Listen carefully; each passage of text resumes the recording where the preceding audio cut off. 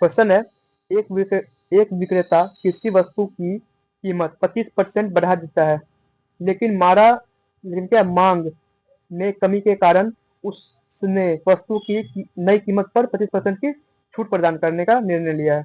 विक्रेता द्वारा अर्जित लाभ या हानि ज्ञात करना है। ठीक है, प्रतिशत में लाभ, कितना प्रतिशत उसको लाभ हुआ या फिर कितना प्रतिशत उसको हानि हुआ, हमको यही निकालना है उसमें से। ठीक है, इसको हम देखते हैं।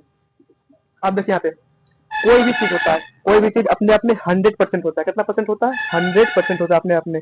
अब इसमें से हम उसको उसका मान को मान लीजिए बढ़ाएंगे तो 100 में प्लस हो जाएगा। ठीक है, और मान को घटाएंगे तो 100 में माइनस हो जाएगा। ठीक है, तो हम देखते हैं क्वेश्चन क्या बोल रहा है, फिर से एक बार देखते हैं क्वेश्चन। एक विक्रेता है, कोई एक दुकानदार है, किसी वस्तु की कीमत 25% बढ़ा देता है। मतलब कोई भी चीज अपने आप में कितना परसेंट होता है? 100% होता है। वो क्या किया? 25% उसका मान बढ़ा दिया है, मानी कि 125% उसका मान हो गया होगा, यही हुआ होगा। 25% क्या किया? बढ़ा दिया है, यानी 125% उसका मान हुआ होगा। उसके बाद लेकिन मांग में कमी कमी के कारण, लेकिन वो जब 25% बढ़ाया होगा तो हो सकता है उसका बिक्री कम हो गया होगा, इसलिए वो क्या करता है?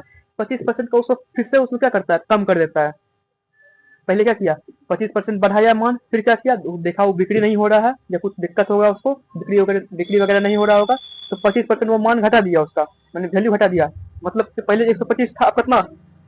पहले 100 में से 100 में से 25% बढ़ा, 125 हो गया। अब 100 में से हमको 25%, कोई भी अपने अपने 100% होता है, उसमें से हमको 25% घटाना है, यानी कि हमको कितना आ जाएगा? यहाँ पे 75% आ जाएगा मान। ठीक है, 25% घटाने के बाद हमको इसमें से नहीं घटाना है, हमेशा हमको जो भी करना है, प्लस करना है या फिर माइनस करना है, हमेशा हमको 100 में से करना है। 25% बढ़ाया है तो 125% हुआ, और 25% घटाया है तो ये 75% हो जाएगा।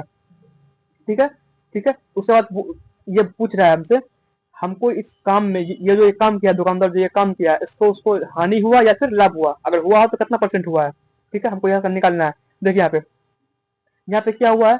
25% बढ़ा दिया गया है, यहाँ पे क्या हुआ? 25% घटा दिया गया है। तो इस टाइप के सवाल को हम ए बी फॉर्मूला से सॉल्व करते हैं। कौन से फॉर्मूला से सॉल्व करते हैं? ए बी फॉर्मूला से। अब देखिए ए बी फॉर्मूला क्या होता है?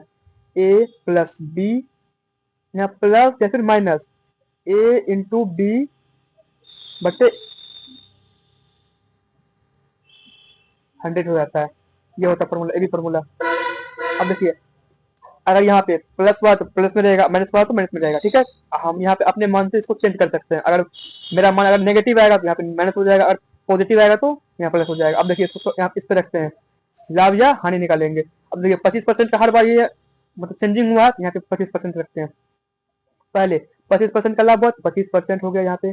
फिर देखिए 25% का हानि, यानी कि माइनस से 25% गया है, -25। ठीक है, 25% का लाभ हुआ तो 25 हो गया, प्लस में अब 25% क्या क्या किया? मतलब मान है वो घटा दिया है, -25 हो गया। फिर यहाँ पे देखिए, अब यहाँ पे प्लस या माइनस हो सकता है कुछ भी। अब देखिए यहाँ पे 25 प्लस वाला, फिर यहाँ पे 25 माइनस वाला। ठीक है, यहाँ -25, यहाँ प्लस ले लेते हैं हम, बट्टे 100 हो गया। अब देखिए यहाँ पे 25 -25, ये तो जीरो हो जाएगा इसे यहाँ पे। अब यहाँ पे बताइए, -25 आगे, ये 25 माइनस आगे आ जाएगा, यहाँ कितना हो जाएगा? -25 गुना 25 बट्टे 100 हो जाएगा। अब 25 से ये कट गया 4 बार में। ठीक है, बराबर आ जाएगा -25 -25/4, यानी कि इसका मान लगभग कितना आ जाएगा? 24 आ जाएगा, यानी कि 6.25 इसका मान लगभग में आएगा। ठीक है, 6.25 आ जाएगा इसका मान। ये हमारा हो गया आंसर, 6.25। यानी कि दुकानदार को 25% बढ़ाने पे फिर 25% घटाने पे उसको 6.25% का हानि हुई हो रहा है। अब कोई आदमी ऐसा होगा यहाँ पे सोचेगा 25% बढ़ाया फिर 25% घटा दिया, उसको तो 0% का कुछ नहीं, ना ही उसको प्रॉफिट हुआ ना ही उसको नुकसान हुआ। ठीक, ऐसा नहीं होता है, उसको 6.25% का क्या हो रहा है? यहाँ पे हानि ही हो रहा है। ठीक है, हमारा ऑप्शन हो जाएगा डी नंबर।